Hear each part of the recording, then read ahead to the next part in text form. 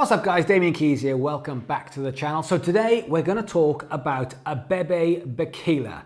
Who on earth is Abebe Bikila? Well, Abebe Bikila was an Olympic marathon runner, and on top of that he won Olympic gold in 1960 and 1964. Abebe was the first person to win back-to-back gold medals for marathons, and not only that, but both of his gold medals were done with a world record time. What an absolute legend. Now let's talk about my marathon running credentials, which currently stands at 0 marathons. What is the chances that I could leave here right now, go for a run and run a marathon? And what's the chances that I could run a marathon in 3 hours? Obviously, none. I could probably get to the end of the road before I curled up into a ball, sobbing and crying.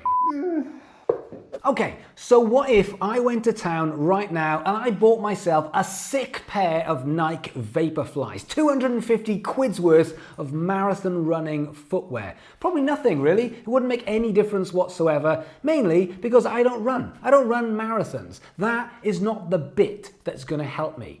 But what if I went running today as far as I can, and then tomorrow I went running again, and the next day I went running again, and I just concentrated on just running as far as I can and then coming back again. But I kept up that consistency. If you think of what's going to happen, in a week's time, I'd be able to get further than the end of my street. What happens in a month? Or maybe 3 months? And maybe if I run every single day, in 6 months, I reckon maybe, just maybe, I could run a marathon. And if I did it every single day for 12 months, there's a possibility that not only could I run a marathon, but maybe I could do it in some kind of decent time, maybe sub 3 to 4 hours, whatever the average is, because I'm doing it every single day. I'm getting better at it from learning. And those Vaporflies, that's at the point where I might need them. But right now, they're doing no help whatsoever. I work with loads of musicians every single day in DK Music Business Academy. And one thing I notice all of the time is musicians who start focusing on the wrong bit. They're always after the perfect setup, or the best piece of gear, or the most advanced technique to use, instead of doing the thing multiple times. Because one thing that I neglected to tell you about Abebe the marathon runner is, not only did he win 2 Olympic medals back to back with world records, but he did both of those barefoot. Not only did he not have a pair of Nike Vaporflies because it was 1960, he didn't even have a pair of shoes. No shoes. 26 miles, world record time, not a pair of shoes. So whilst we're concentrating on what camera we should use, or what lights we should use, or what movie editing software we should use, when the reality is should be your phone, the sun, iMovie, it doesn't make any difference. The most important bit is doing something enough times to get some traction, to get good at it, to understand the process, and also to start figuring out what people like about what you do. So when it comes to growing our socials and growing our audience, we know that we have to put out content. But then what we do is we start focusing on the wrong bit.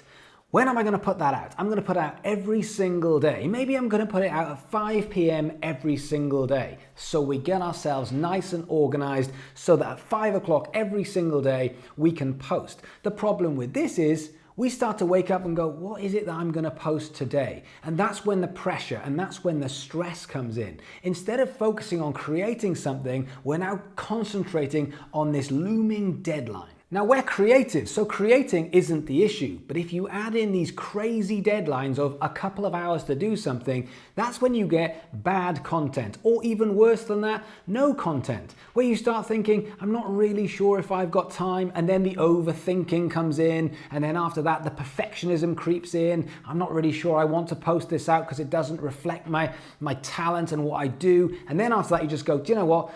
I'll just do it tomorrow, and then the next day, and all of a sudden a week goes past, or 10 days goes past, or 3 months goes past, and you've got that nagging feeling of you do need to post to your social media, but at this point everything's gone a bit sour and you know you've left it a little bit too long to come back again. This is called paralysis by overanalysis. You're analyzing everything so much that you end up not doing anything at all. But what if there is another way? And there is another way. What if, instead of thinking of that deadline, what happens if in your diary you allocate a certain amount of time specifically for just content conception and content creation?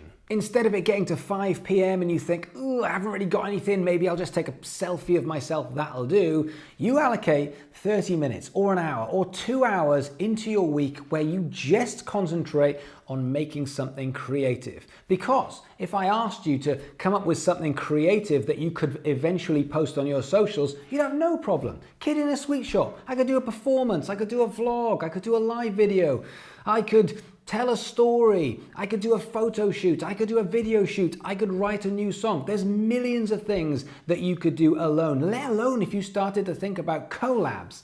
The problem is the pressure of time, of trying to think of something that you need to do quickly and now to get it out of the way. Now, if we think like this, where we're allocating in time, all of a sudden, the end goal doesn't become that important. The deadline doesn't matter because I've just created something great. What do I want to do? I want to put it on my social media. Therefore, I'm doing the job. I'm concentrating on the creating. I'm concentrating on doing something awesome to share with my audience, which means sharing it with my audience is very, very easy. I've just finished it. I'm going to stick it live. I don't need to wait till 5 o'clock. This is bloody great. I'm just going to get it out there. Another thing you can do if you're allocating time is batch your content. Instead of thinking, I need to do a social media picture, you can say, hey, I've got 2 hours. Let me see if I can do 5. Let me do 5 stories, 5 carousels, 5 pictures. Let me do 3 live videos because I'm in the zone. And that's what you can do in a couple of hours rather than, I'll try and fit in a picture somewhere within my day. You see, what we're doing now is we're concentrating less on the shoes of the marathon runner and more on just running. You just get out every day and run, and the next day run, and the next day run. And who's going to win the marathon? The person who runs every day or the inconsistent person who has an awesome pair of trainers? So here's my 100 rule that I would like you to think about. What if, instead of thinking, what shall I put out today? What if we thought about the next 100 songs that you are going to write, the next 100 gigs that you are going to play, the next 100 live streams that you are going to put on. The next 100 anything means that when you get to 100, you are going to be further along and better and more experienced with a bigger, more advanced audience than you have got right now. Why?